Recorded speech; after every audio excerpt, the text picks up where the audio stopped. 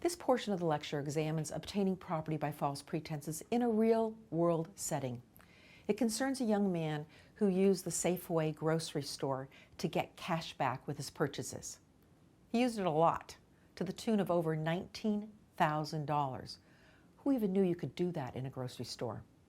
People v. White is a case of first impression for the California Supreme Court because it tests what reliance means in an electronic setting with an ATM machine. Let's track whether Whight in fact committed the crime of obtaining property by false pretenses, and we're going to use the elements of the crime to see if he did it. First, did our defendant make a misrepresentation of a present or past fact? The answer is yes, he did. When he put his card on Safeway's counter, he was implicitly saying that his ATM card was good, that it had funds in it. Did he know that this was a misrepresentation of a fact? Did he know that his account had no money in it to cover the transactions? The answer is a resounding yes, for several reasons. First, he only put in a small amount to open his account.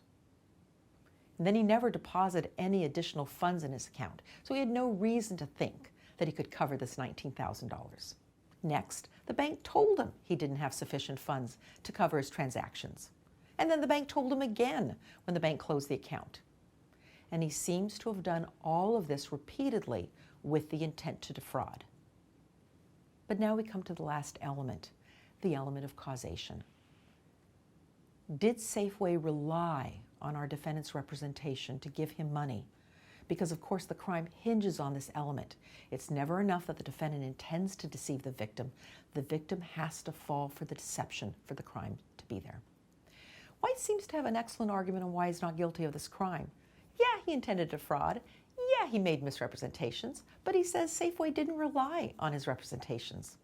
White says that Safeway either relied on the bank's non-response, that stand-in code, or it took it upon itself to approve the transaction when Wells Fargo wasn't responding. But the court disagreed. First, the court notes that the acts by the defendant need not be the sole reason for victims' reliance. Look at the words in the opinion.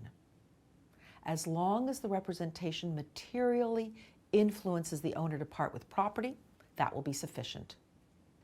Ironically, the court says here that not only did defendant's representations that he had sufficient funds in the account materially influence Safeway, it turns out this is the only representation facing Safeway. Wells Fargo hadn't responded to Safeway, so the only thing Safeway could rely on was when defendant threw his card down on the counter, implying that he had sufficient funds. But there are three situations where reliance will be lacking, where there won't be that causal connection. I want to focus on those for a moment. First, where the complainant knew the representation was false or didn't believe it to be true. Second, where even if he believed it, he didn't rely on it, but investigated for himself or sought and relied on other advice. And third, where although some false representations are proved, the complainant parted with his money or property for other reasons or in reliance on other representations not shown to be false. You can see here that White is claiming number 3 applies to him, that Safeway wasn't relying on his representations, but on Wells Fargo's silence. You didn't really rely on me, he says, but the court dismissed that as not being accurate. What about the first two? In the first one, our defendant makes these fraudulent statements, but our victim doesn't rely on those statements, instead does it for other reasons. What about number 2? Number 2 involves where a misrepresentation is made, but now my victim is pretty smart. My victim goes and does her own investigation.